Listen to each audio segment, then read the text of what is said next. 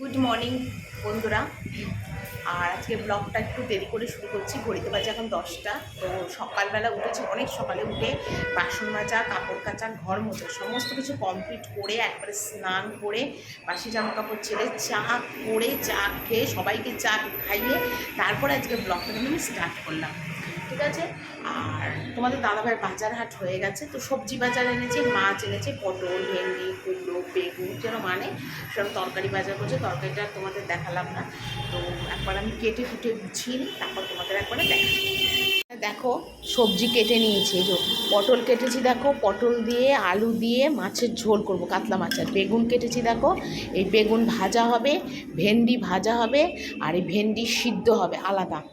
আর এখানে দেখো নিয়ে এসছে মাছ, নিয়ে এসছে কাতলা মাছ এনেছে, জলে দিয়েছিলাম, তো পরে মাছে আঁশ ছাড়াতে হবে, মাছে আঁশ আছে।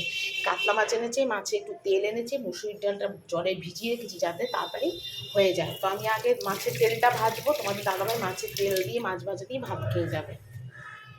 তো এখন রান্না করতে করতে আমি আবার ভাবলাম বাসনগুলো একটু গুছিয়ে নিই। সকালবেলা উঠেই তাকে বাসি বাসন টাসনগুলো আমি প্রথম মেজে ঘষে নিই, কারণ বেলার দিকে না এত বাসন রান্নাবান্না করে আর ইচ্ছা করে না তখন আর করতে। তো সেই জন্য রোজই আমি কী করি, সকালবেলা ঘুম থেকে উঠে পাম্পের জল ভরে তারপরেই আমি বাসনগুলো হাত দিই। আর দেখতেই পাচ্ছ কত বাসন, এক ঝুড়ি বাসন, কোনো দিন তো এই এক ঝুড়ির বেশিও বাসন হয়। তো বাসনগুলো এখন জায়গা মতন গুছিয়ে গুছিয়ে রাখছি আর কি, কারণ আমার বাসন কিন্তু একটা জায়গায় থাকে না। ওই যে ঝুড়িটা দেখছো, ওই ঝুড়িটার মধ্যে কিন্তু আমার বড় বড় রুটি খাবার প্লেট, বড় গামলা, দুধ খাওয়ার বাটি এইসব থাকে। আর আরেকটার মধ্যে থাকে তোমার ছোট ছোট বাটি, গ্লাস, চামচ, আর ছোটো ছোটো বাটি এইসব আর কি। মানে এক এক জায়গায় এক একটা বাসন আমাকে গুছিয়ে গুছিয়ে আমি রাখি। তো দেখতেই পাচ্ছ আমাদের প্রচুর বাসন, মানে এত বাসন, মানে কি বলবো, রাখার জায়গার মানে খুব অসুবিধা হয়ে যায়, যে কোথায় কোন বাসন রাখবো সেটা না একদম বুঝতে পারি না। আর এই যে সেলফটা দেখছো, এটার মধ্যে আমি বাটি, গ্লাস, চামচ, তারপর ছোটো ছোটো চা খাওয়ার বাটি, ছোটো ছোটো প্লেট, আর রুটি খাওয়ার প্লেট এইগুলো আবার রাখি, মানে কোনো ঠিক নেই আর কি। আর সকাল সকাল কাজগুলো গুছিয়ে নিলে সত্যি অনেকটা সুবিধা হয়। প্রচণ্ড গরম পড়েছে, তো সেই জন্য না এই ফিতে দেওয়া নাইটিটা পরেছি, মানে অন্য কোনো নাইটি না পরতে পারছি না।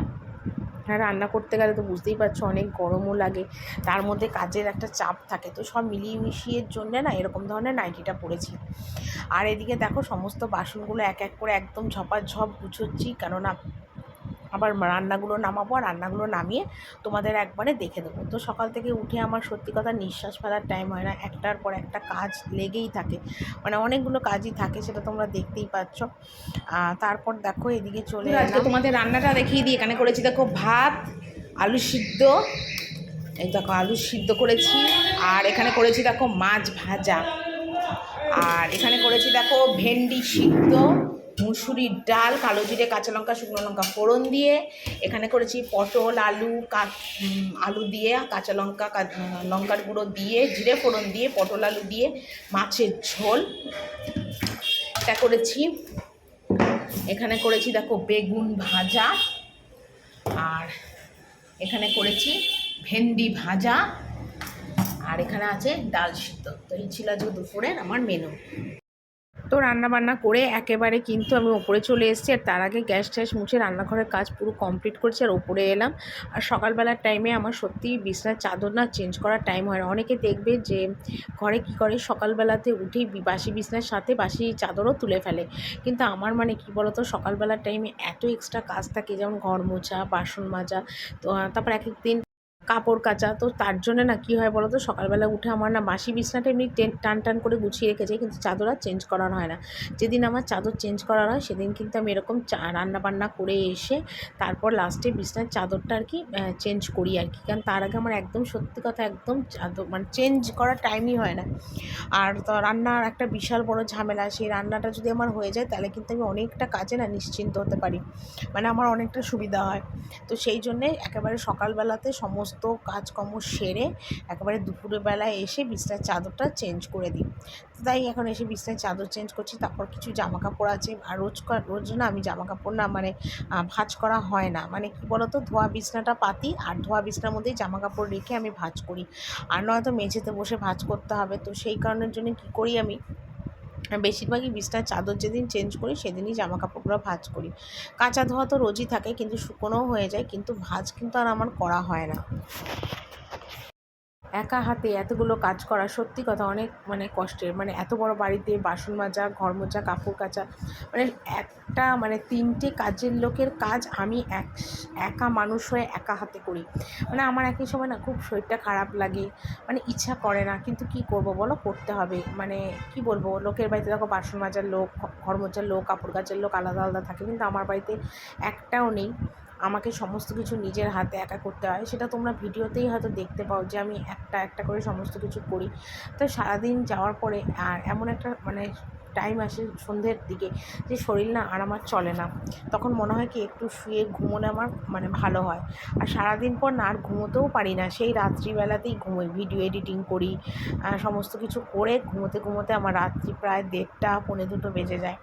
তারপর যে ঘুমোই আর আমার শরীরে কোনো সার থাকে না। কখন যে কেউ যদি আমায় ডেকেও মানে বাড়ি ফাটিয়ে ফেলে, তাও বোধহয় আমার হুঁশ হবে না যে আমার মানে আমি যে ঘুমোচ্ছি। মানে এরকম অবস্থা আমার। আর এক ঘুমে আমার প্রতিদিন সকাল হয়। আর এখানে দেখতেই পাচ্ছ অনেক জামা কাপড় আছে, সেগুলো সব ভাঁজ করছি। একবারে ভাঁজ টাজ করে নিয়ে জামাটা আবার ছাড়বো, কারণ রান্নাবান্না করে এসেছি তো একটা না তেল চিটে মানে গন্ধ হয় জামা কাপড় দিয়ে। তো জামা কাপড় ছেড়ে গাটা একটু ধুয়ে আসবো, যা গরম পড়েছে আর কি বলবো। তো সেই জন্য একদম জামা কাপড় ছেড়ে চেঞ্জ করে তারপর দেখি যদি কোনো টুকিটাকি কাজ থাকে সেগুলো করব। আর নয়তো শাশুড়ি আর ননদকে খেতে দেবো, তাহলে একবেলা মতো কাজ শেষ। তো এখানে দেখো অনেকগুলো মানে বাসন যেগুলো মেজেছিলাম, মানে রান্না করার পরে যে বাসনগুলো মেজেছিলাম সেই বাসনগুলো আবার এখন গুছোচ্ছি। অনেকগুলো বাসনই আছে, তো সেগুলোকে গুছোচ্ছি। তো সন্ধেবেলা এখন এসেছি চা করতে। তো তোমরা হয়তো ভাববে যে আমি এতক্ষণ কী করছিলাম। তো সমস্ত কিছু করে নিয়ে ছেলেকে সন্ধেবেলায় দুধ কেলক্স টিফিন দিয়ে শাশুড়ি ননদকে খেতে দিয়ে তারপর এখন এলাম চা করতে। ঘুরতে বাজে এখন 6টার মতো। তো ভাবলাম বাসনগুলো গুছিয়ে নিই, গুছিয়ে নিয়ে তারপরে একবারে চা করে ওপরে চলে যাব, কারণ রাত্রিবেলার আবার রান্নাবান্নাও আছে। তো কী হবে জানি না, তো সেই জন্য এই কাজগুলোকে টুকটুক করে সেরে নিচ্ছি।